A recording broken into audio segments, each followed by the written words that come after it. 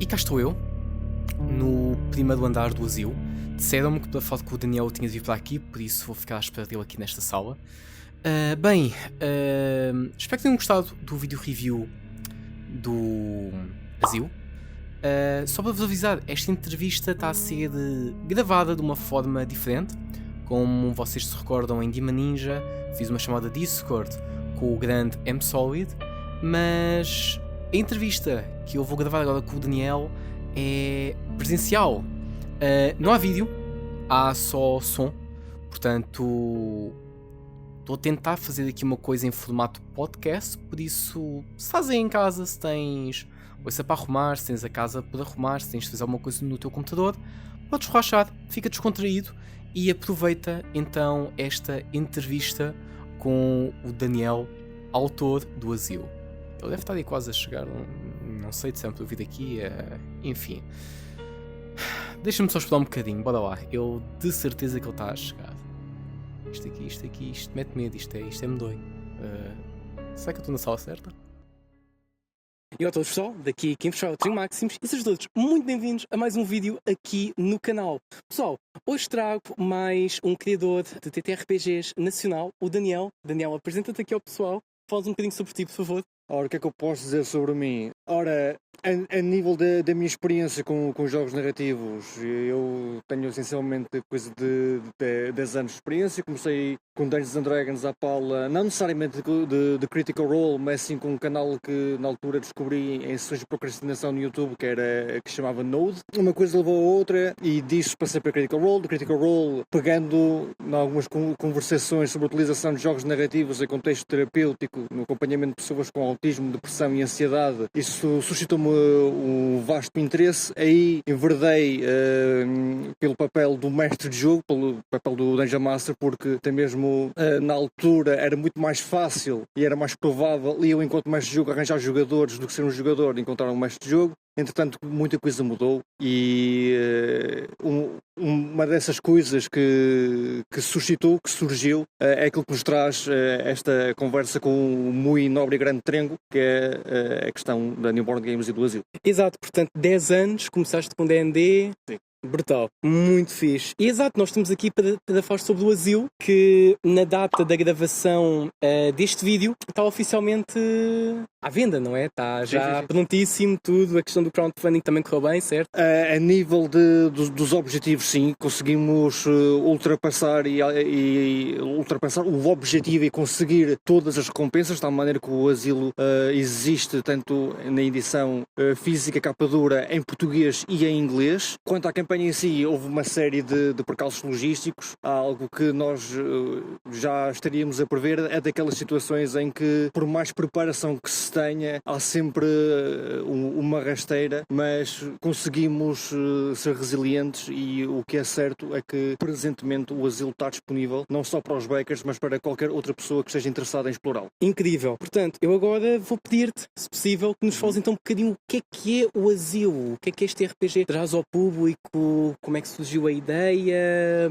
Conta-nos, fala-nos do Asilo. Ora, o Asilo é um jogo de terror / horror clínico, em que os jogadores não são heróis, eles não estão perdidos em grandes aventuras à procura de honra e de glória, eles são pacientes, estão internados no hospital psiquiátrico, são vítimas de qualquer circunstância que os colocou ali, e é um jogo que nos coloca, enquanto jogadores, até mesmo no papel do vigilante, que é o mestre de jogo no Asilo, em papéis de grande vulnerabilidade e ao mesmo tempo que nos presenteia com cenários em que ficamos na dúvida se aquilo que está a acontecer é real ou no interior das cabeças dos pacientes. Falta saber qual dessas verdades aqui é mais assustadora. Também lança o convite, lança o desafio de até onde estamos dispostos a ir para descobrir aquilo que realmente somos enquanto pessoas. Super interessante. E relembra-me lá, como é que surgiu a ideia para o Asilo? Portanto, qual é que foi mesmo a origem que te levou a pensar, ok, talvez isto possa ser algo maior, talvez possa mesmo criar aqui o Asilo?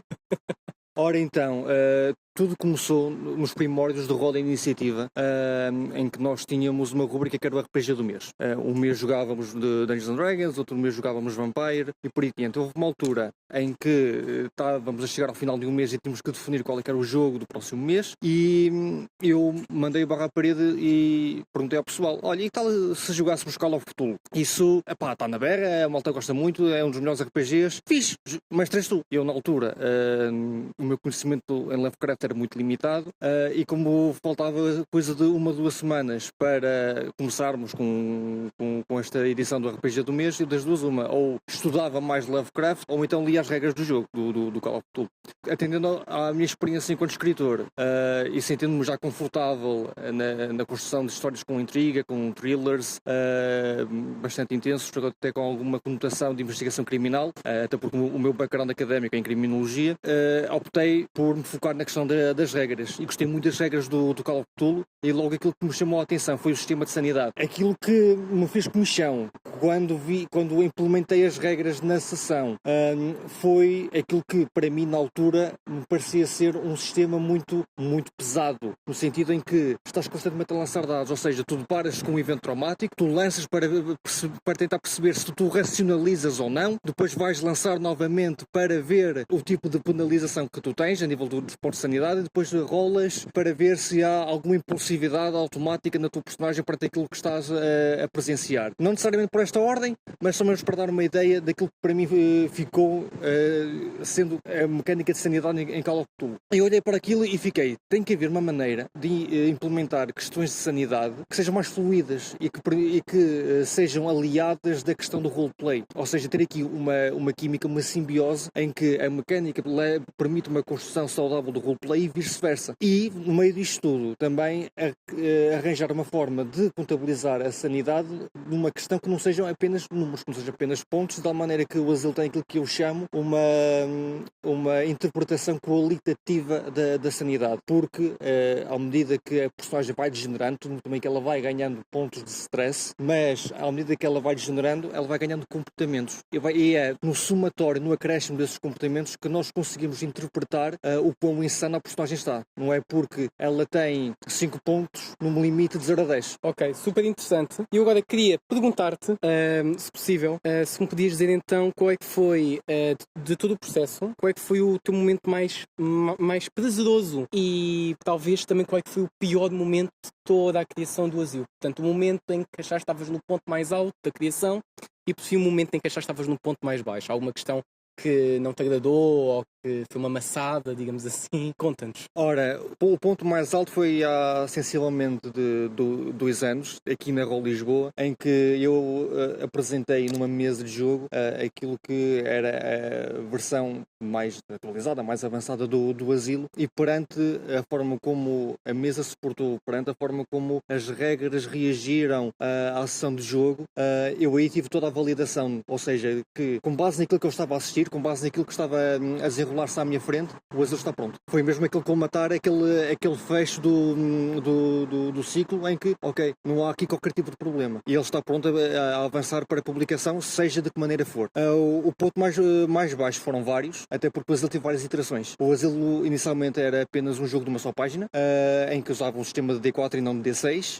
Depois chegou a ter uma versão playbook Powered by the Apocalypse, e depois já mais perto daquilo que ele é agora, houve inclusive uma iteração em que o relógio da sanidade, da forma como ele funcionava, estava diretamente relacionada com os vários lóbulos cerebrais. E eu estava muito satisfeito com essa versão, com essa iteração, por exemplo, até que me apercebi numa sessão de jogo e numa conversa com os jogadores após a mesma sessão, que só porque o evento traumático te afetou a parte do cérebro que te controla a tua locomoção e agora estás a mancar, não é porque tu estás a mancar, podemos dizer que tens uma doença mental ou uma perturbação ou quer que seja. Por isso, perante essa realização, essa versão do Asilo teve que ser descartada, tive que morder a bala, e basicamente aquilo que eu fiz, e o que levou para esta iteração, foi consultar o DSM, que é o documento do mundo da psicologia, é a bíblia das doenças mentais e da psicologia. Consultei esse tomo, fiz uma filtragem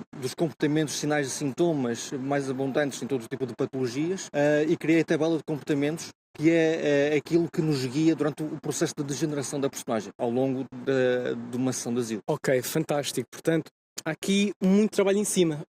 Muito, imenso. Sim. Estamos a falar, se não estou em erro, então nós estamos na 8ª edição da Roll Lisboa, o Asilo já esteve cá, se não estou em erro, logo na primeira, se estou na primeira foi na segunda, por isso estamos a falar de entre 7 a 8 anos de produção. Incrível. Não a 100%, não, intensamente, porque prontos, havia outros projetos e o próprio emprego e questões familiares e tudo o resto.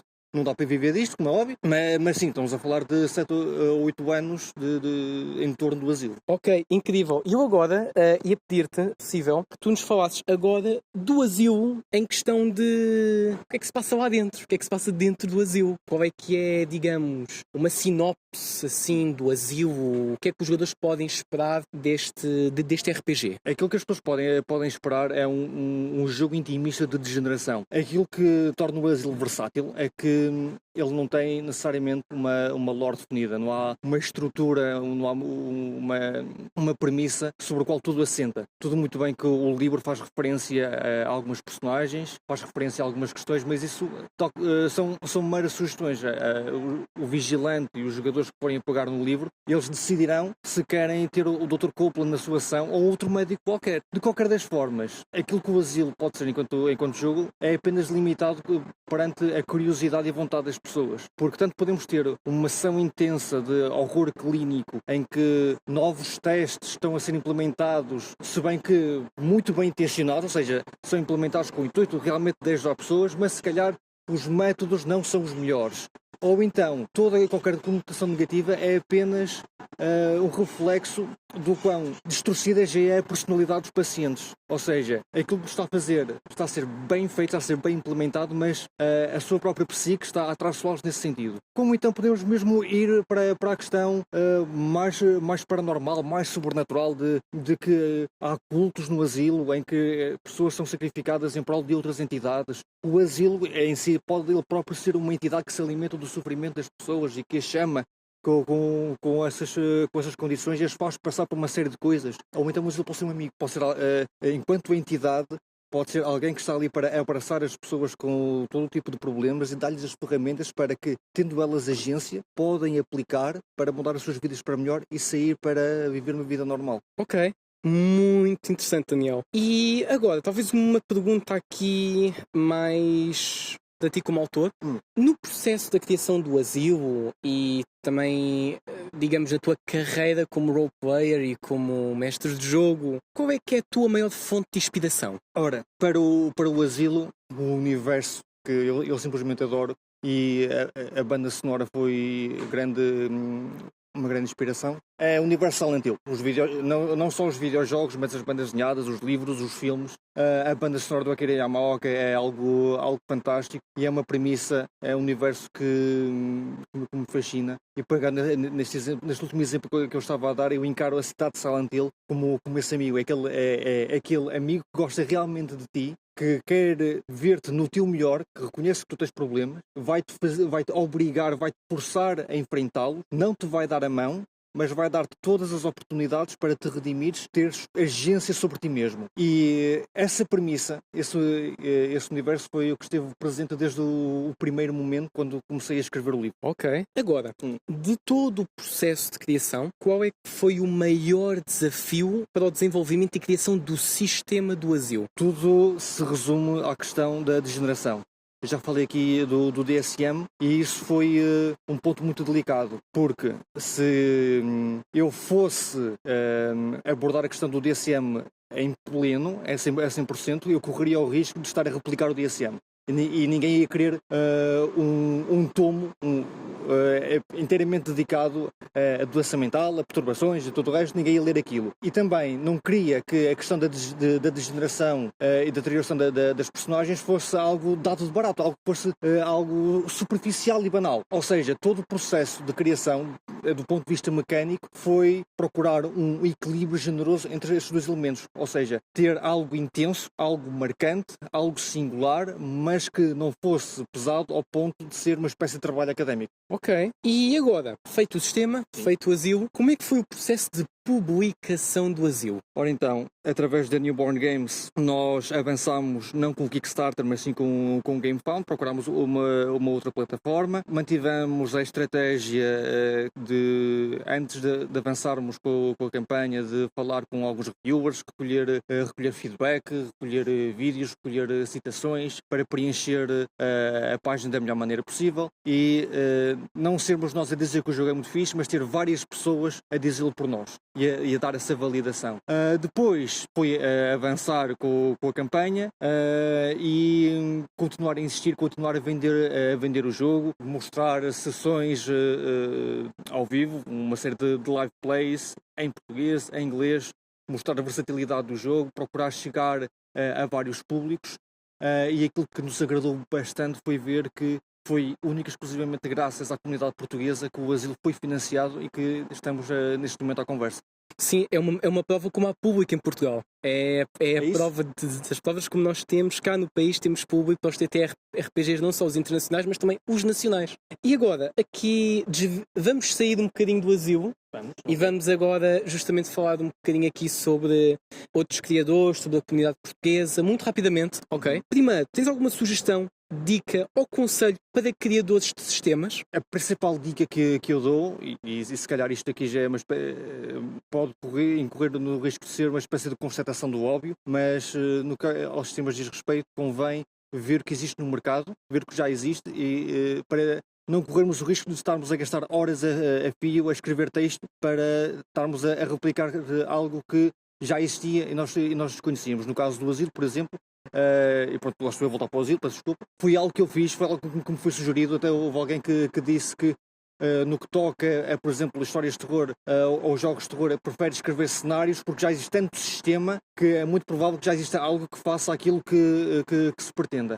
No caso do asilo, eu procurei vários sistemas com mecânica de sanidade, mas não encontrei nenhum com uma perspectiva qualitativa, como eu já disse, era tudo na base de pontos de sanidade e pulos de 0 a não sei quanto e por aí adiante. Ou seja, procurando aqui ser conciso, antes de começar a escrever, e que tanto o sistema como a própria premissa do jogo, ver o mercado, ver o que existe. Se já houver um sistema, fantástico. Adapta-se o sistema, cria-se uma história. Ou faça um qualquer para inovar o sistema, para calibrar alguma coisa ou para lhe fazer algo com que o torne mais singular na perspectiva daquilo que está a criar. E na outra perspectiva, se já existe um sistema, então que se faça um cenário, que se faça uma história, que se faça algo que crie raízes naquele sistema e que se permita criar uma simbiose entre o roleplay e as mecânicas. Dicas, sem dúvida, sábias. Agradeço imenso, Daniel. E agora, uma pergunta aqui, respondes se quiseres. Qual é que é a tua visão do roleplay em Portugal? Como é que achas como é que está o estado do roleplay no nosso país? Ora, nós estamos na Roll Lisboa, que está cada vez maior, isso constata-se de edição para edição. Ainda este ano tivemos o regresso da Roll Invicta, no Porto. Daquilo que me vou percebendo pelo país todo, há os vários grupos de roleplayers que continuam assiduamente a promover as suas sessões, a promover parcerias com lojas de hobby e tudo o resto. E eu acho que ele está saudável. Não sei precisar como é que ele vai estar daqui a uns anos, mas tudo aponta que se tivermos a analisar os números e a adesão, que ele vai continuar a crescer e que possivelmente, inclusive, teremos mais jogadores, não só jogadores nacionais, mas também criadores de conteúdo nacionais e autores nacionais de jogos narrativos. Sendo um Deus. E agora, última pergunta. Sim. Ok. Estamos já mesmo o sentido da vida, o famoso 42, não é? Sim. Agora, diz-nos, Daniel, quais é que são os teus projetos futuros? Vai haver algo para lá do asilo? Ora, relativamente ao asilo, eu estou apenas limitado a boas ideias. Ou seja, eu não estou a contar de fazer um asilo 2.0 nem nada do género. Daqui para a frente, cenários para complementar aquilo que já existe a nível dos Lost Cases / casos perdidos. A nível de jogos, tenho várias ideias. Não sei se queres que desenvolva mesmo alguma coisa nesse sentido. Se quiseres dizer-nos só alguma coisa assim que tu aches que vale a pena divulgar, se quiseres podes dizer, se não fica no éter. Fica no éter, é isso mesmo. É assim, há um outro jogo que inclusive também já cheguei a promover na altura, assenta muito, ou vai buscar muita inspiração a uma banda que eu gosto muito, que é uma banda de power metal alemão, que são os Powerwolf, que seria um jogo narrativo em que temos padres lobisomens que estão num combate infinito contra os filhos de Caim, que são vampiros, e no meio deste conflito bélico, quase que à imagem do Warhammer 40k, há os humanos, cansados de ser carne para canhão, procuraram arranjar forças e arte e engenho para eles próprios conseguirem defender dessas adversidades de ambos os lados. Depois também há ideias para outros jogos, alguns mais simples, alguns mais intensos e mais introspectivos, porque eu gosto muito desta questão de, através do jogo, haver revelações, haver descobertas sobre aquilo que nós somos num determinado momento das nossas vidas, e tenciono dar aso a jogos que nos permitam esse tipo de descobertas, esse tipo de revelações, quer as pessoas gostem, quer não. Muito interessante. Daniel, eu quero agradecer-te muito a possibilidade de estar-te aqui a entrevistar, e eu quero também agradecer à Newborn Games mais uma vez pela confiança em estarem aqui a dar-me a oportunidade de analisar a fundo o interior do asilo, o interior e o exterior. Não sei se queres agradecer a alguém, não sei se queres mandar uma mensagem querida aqui a alguém, fica à vontade. Eu só tenho que agradecer a todas as pessoas que apoiaram o asilo, e não me refiro apenas à malta que foi para o GamePound investir, refiro à malta que durante estes anos todos deu feedback, jogou, partilhou, comentou com outro tipo de pessoas. Cada uma dessas pessoas, à sua maneira, conseguiu garantir que hoje estamos aqui e que o asilo não é apenas uma ideia que está perdida nas profundezas da minha mente, é algo físico, é algo que as pessoas podem pegar, podem tocar, e elas próprias podem utilizar para aquilo que lhes melhor prover ao nível das suas sessões e aos seus pesadelos de horror clínico. Ok, Daniel, mais uma vez, muitíssimo obrigado. E é isso só. Espero que tenham gostado aqui da entrevista com o autor do TTRPG Asilo, e vejo-vos no próximo episódio, maltinha. Fiquem bem! E é isso só. Espero que tenham gostado da entrevista ao Daniel Carvalho, o autor do TTRPG Asilo.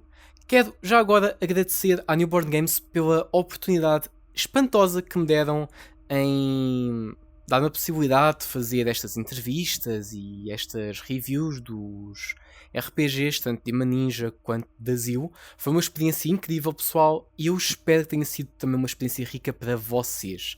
Agora eu estou aqui no Asilo, estou à espera de um Uber para ir para a floresta, porque aparentemente há criaturinhas pequeninas da floresta que querem falar comigo, mas isso aí talvez ficará para outro vídeo, pessoal. Enfim, pessoal, eu quero então agradecer-vos por terem estado aí. Não se esqueçam de deixar o like, partilhem este vídeo com os vossos amigos e entes queridos, e especialmente pessoal que vocês sabem que gostam de RPGs. Sou o Trinho Máximos e vejo-vos para a próxima, pessoal. Fiquem bem. Tchau, tchau.